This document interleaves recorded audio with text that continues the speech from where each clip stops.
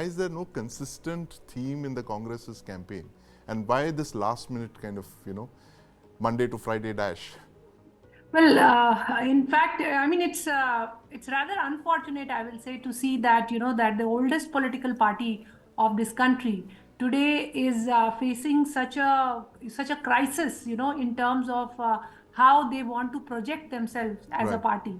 And especially the leadership, which at present seems to be in the hands of Mr. Rahul Gandhi, he seems to be much more confused lot. Rather, as you just mentioned, people actually, when they want to look for some amusement in politics, they think of Mr. Rahul Gandhi. Actually, it shouldn't have been like that. I mean, it's such an old party, and with so much of historical relevance. But since you talked about it, that there is a contradiction in their statements. Just think of it that Mr. Rahul Gandhi, on one hand, is in a way accusing the Prime Minister that he's not that he's using his community card and he's not an OBC. At the same time, telling that he belongs to Teli community. And, knowing very well that when Mr. Narendra Modi was born, at that time, there was no OBC reservation. That's right. Per se. It was only when the post-89 Mandal put forward the Gazette notification. Absolutely. So, yeah, so such small thing. I mean, it's actually what we call as an oxymoron. That on the next day, then he's trying to say that we are going to move forward and give more than 50% reservation. Yes. See, the first point is that, and also in terms of that, the people of this country, we are a democracy, not just that happened on, 15th August 1947. Yes. We are a civilizational democracy, and culturally also, as a nation, as people, we are very positive people. We are people of very positive mindset. And that is what I think we, as a society, we grasp. So this negative kind of a campaign, which he had to go and say sorry in the courts for what he said about Rafale in 2019. Yes. And Geeta, I'm going to ask Kartikeya this again. Kartikeya, the point that Geeta made, we'll laugh at Rahul Gandhi. We don't actually. After the walk, I mean, he's kind of established brand Rahul. Why is it that he's not been able to take that brand forward with this second phase of the walk? I think to west. There are a couple of things. You see, Rahul has experimented with ideological underpinning of the Congress party multiple times. The socialist themes of the Congress. It's not as if Jansangh has not done it. Right. There were tension between Atal Bihari Vajpayee and L.K. Advani. Gandhinian socialism was inserted. Everyone knew Bala Rao Devaras was pretty upset with the way Vajpayee ran the government. Then came Advani on the stage. Ashok Singhal. Very few people remember pre-social, pre-TV days.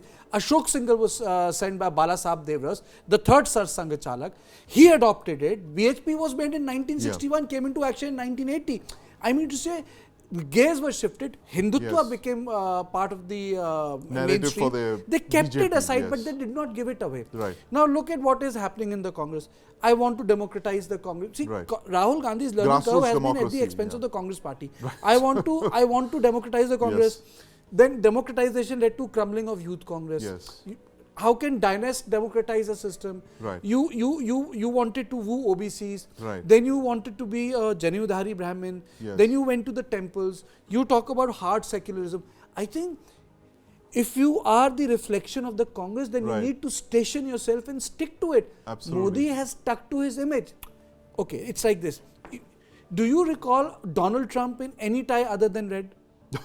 No, that's because he's wearing a costume. Do you recall Barack Obama in any other tie than blue? No. So people create image. Look at Rahul Gandhi. I mean to say, it's okay if you are you can wear this t-shirt. But one day you look like an NGO, second day you look like a pretty angry man, the third day you want to look like a politician, fourth day you have those expensive shoes, fifth day you have a sandal. I mean to say, there has to be a continuity of message which is reflected through your body. That is why through your costumes, then through that is why, if you look at the medieval literature, the ancient literature, the ceremonies of the king had a format. They projected authority through what they wore, So similarly, the modern politicians need to do that. It's like sometimes I really feel tired, there's so many things one has to say negative about Mr. Gandhi, despite him doing a lot of positive things. But the fact is, maybe he's not cut for the job. Right. Maybe Congress, it's not my, it's Gideon's actually. Right. Maybe we require a new Labour. Yeah. Maybe we require a radical centrist. Right. We don't require a left or right in opposition. Right. There is a lack of radical centrism, as Gideon's argued in early 90s. And I think that's where Mr. Gandhi is failing to locate his politics. When the Labour Party was reinvented. And there can be a new Congress. There was a new Labour. Right. But the problem is, the new Congress is, there's no new Congress. It's the same old wine in the old bottle ke rang badal jate hain. I feel your pain, Kartikeya. But that was a good one about, Barack Obama and Donald Trump wearing what they stand for. And Rajiv Gandhi, of course, he wore that. Jawahar Pandit ji ki achkan. Yes. Atal Bihari Vajpayee ki dhoti. Yes. I mean, did they change it? You will not find Atal Bihari Vajpayee knicker one day, dhoti in the second day, pant in the third day. Rajnath ji, he wears those wherever, in whichever Sonia temperature. Gandhi, her sartorial saris. Yes. So people create image in politics. That's a good point. Shikha, this point about Rahul Gandhi's sartorial choices, reflecting his indecisive nature. That's a good point there. I mean, we really don't know. One day he's clean shaven, the next day he's bearded. Yeah. I think that's a terrific point because actually he has, or at least given Mr. Modi's constant references to Rahul Gandhi, he has a sartorially sort of well turned out opponent. Yes. Rahul Gandhi should be careful. Mr. Modi's sartorial performance is rather remarkable. Yes. I mean, the Modi jacket, the Modi kurta. Even Modi has failed. During West Bengal elections, when he had a huge beard, when he said Didi or Didi, he failed. Please, hang on, Kartikeya, let me finish here. Sorry. Please continue. When he came to Bengal, he actually grew his beard. Yes. And the joke here was that what is he trying to do? Look like Tagore. So, there are hits and there are misses. Yes. All politicians tend to have a dress code. Yes. The Congress dress code was the white khadi outfit. Right. And that was the basic. After that, everything else, the achkan and the rose in the buttonhole, etc., was all sort of icing on the cake. But if you think about what Rahul Gandhi does not do, then you realize that somewhere along the line, within the political space, the political establishment, the BJP's narrative, the BJP's voice, the BJP's message, the BJP's issues have acquired such a dominance and seem to have sort of turned everybody else a bit mindless, if I may put it like that. Because what you're not seeing is, what I repeat, a coherent agenda of what the opposition stands for and what it intends to do. And if we are talking about the reinvention of the Congress is not only requires a reinvention, but it requires a fundamental.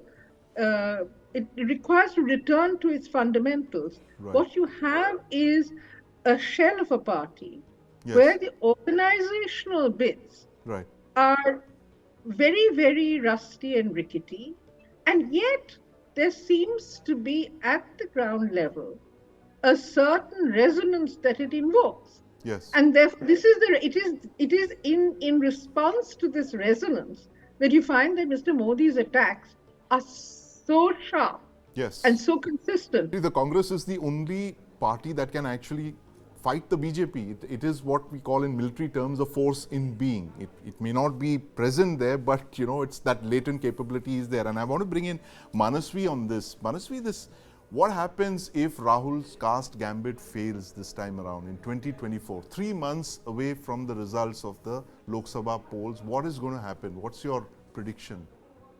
How will the Congress come back? How will Rahul Gandhi repackage himself? I'm going to ask that to Kartikeya. I know he's smiling and looking away, but I'm going to come to him. This is not a comeback scenario for sure. This does not look like a recipe of a comeback. this recipe is as of now, if this recipe had been in 2009 or 14 election, maybe this recipe would have worked. I think India as voter have matured. India as voter will not take on this plank as of now. It's too late for this particular plank. It's too late. It's too late for this plank. But what's going to happen to Rahul Gandhi? Is it too late for Rahul now in 2024 if it doesn't work the plan? Yes, but in terms of political relevance, it is very difficult in India to have a leader with a face. So when it comes to Congress, Rahul Gandhi is, you like it, you hate it, you don't, whatever it is, he's going to be the face for Congress. And he's been there. Since last 10 years of multiple failures, he's still the face. People accept him, people vote for him, though the numbers would be debatable, though the winnings could be debatable, which are from his share, but he's the face for Congress. There is no doubt about it. And when it comes to the BJP's plank, I think the opposition and the larger point, Congress is not able to understand or digest the new kind of politics which has been evolved post 2019 and more substantially after the three elections win in 2023. So after that, there is a level of confidence BJP is showing up. And the level of on a roll. And Kartikeya, you have the last point on this. How do you post 2024? I personally feel that Rahul Gandhi has failed, and I'm not saying that he is not intellectually coherent, but he fails to portray intellectual coherence. I mean to say, you have been a member of parliament from 2004. You were the prime minister candidate. Years. At least you could have written 150, 90 edits in newspapers. Varun Gandhi has written more. Maybe there could have been a book of your participation in parliament. Where do I say that this is what Rahul Gandhi stands for? If you read the literature around Rahul Gandhi, you know, the narrative or the description is he's a guy in the wrong job. So the right sounds are not being made. Maybe the Bharat Jodo Yatra worked. But if you want to say something about yourself, you got to put it down. So where is Rahul Gandhi on an issue? Where does he stand for? What does he stand for? And which stays with us for next 5 to 10 years. And it's an important point. And 20 years that and if you look at big leaders, Jawaharlal Nehru, Deen Dayal Upadhyay, former Deputy Prime Minister Sardar Patel, if you look Morarji Bhai, even Rajiv Gandhi to that matter, Indira, Atal Bihari Vajpayee's poems or Advani's letter, these people wrote, you knew what this stand for. I mean to say, I want to know what he stands for. Maybe PM is not writing, but there are books on him. You have archives on him.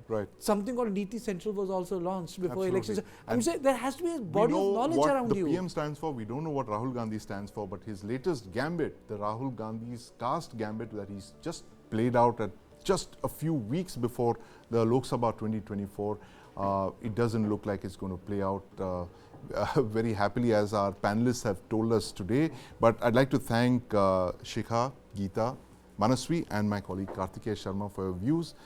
The 2024 elections are something that the world is watching, and not just India, and we in News9 Plus are going to be looking at it very closely for reasons far beyond just the Caste Gambit and the card that Rahul Gandhi played today. Streaming on News9 Plus. News is now content. Subscribe and get free vouchers.